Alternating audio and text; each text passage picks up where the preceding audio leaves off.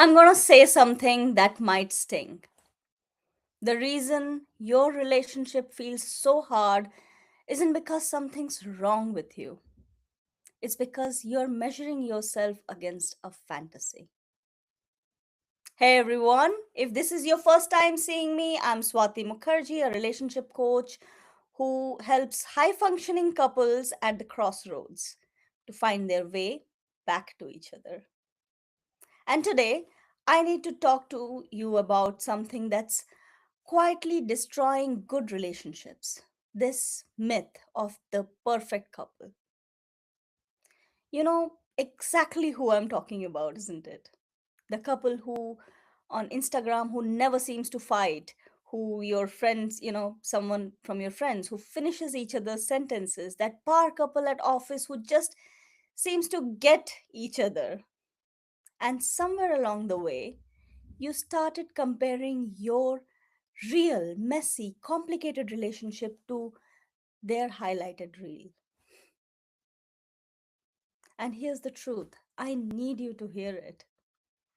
That perfect couple that you're chasing, they don't exist. And the more you try to become them, for the further you drift away from what your relationship actually needs. So let me pull back the curtain on something I see every single day in my work. Those couples who look effortless, I work with them. And behind the closed doors, they're having hard conversations too. They disagree about money, they get triggered by each other's families, they go through seasons where the spark feels gone. The difference isn't that they don't struggle, it's that they have learned how to struggle together instead of letting the struggle convince them something's broken. But here's what happens when you are a high achieving couple. And this is where it gets really painful. You are used to being good at things. You crush it at work, you manage complex projects, you solve problems.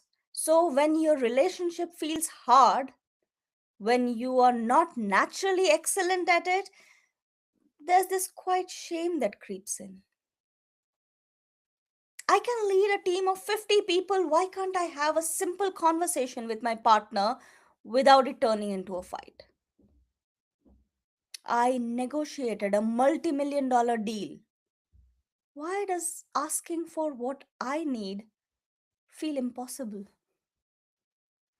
And that shame, that's what keeps you stuck.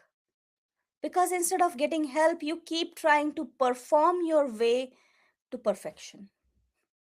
You keep thinking if you just work harder, read more books, try another strategy, you will finally become that couple you who doesn't have to try. But relationships aren't meant to be optimized. They are meant to be lived.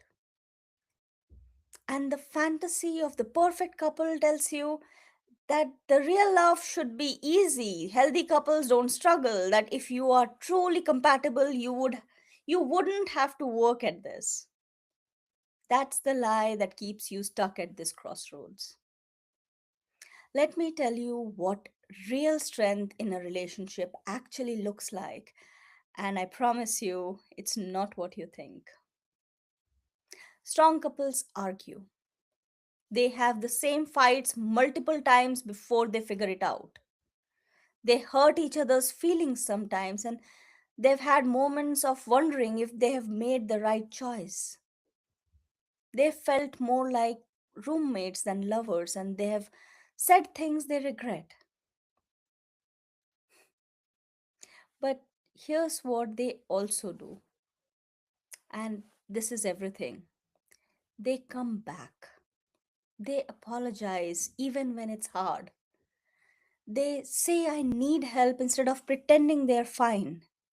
They choose repair over being right. They keep showing up even on days when they don't feel like it. That's not a perfect couple, that's a resilient couple, and resilience beats perfection every single time. Because When you're chasing the fantasy, you're also hiding real struggles. You're not reaching out for support because you think everyone else has it figured out. You're pushing down problems and hoping they'll go away instead of dealing with them head on. You're putting pressure on your partner to be flawless and on yourself to never need too much. And all of that, it's creating the very distance you're afraid of. So here's the shift I want you to make, and I know that this might feel radical, but what if the goal isn't to become a perfect couple? What if the goal is to become the couple who can navigate imperfections together?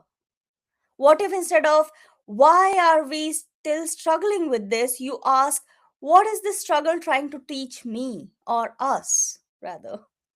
And what if instead of looking at other couples and feeling inadequate, you got deeply curious about what your relationship needs, not what some fantasy version needs? The couples I work with who find their way back from the crossroads, they don't do it suddenly by getting perfect, they do it by getting honest, by dropping the performance, by saying this is hard, we need help, and that doesn't mean we have failed. That's vulnerability, that's not weakness, that's courage. So if you're watching this and you have been beating yourself up because your relationship doesn't look like the ones you admire, I need you to stop right now. Your relationship doesn't need to be perfect to be beautiful. That struggle doesn't mean you chose wrong. Sometimes struggle is exactly where real connection gets built.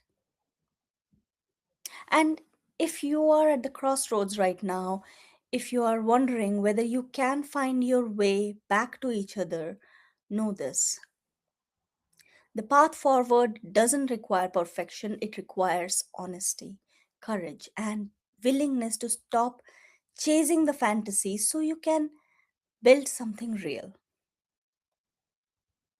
Thanks for being here with me today. Drop a comment to tell me, what would you change in your relationship if you stopped comparing it to others? I'll be here reading every single one.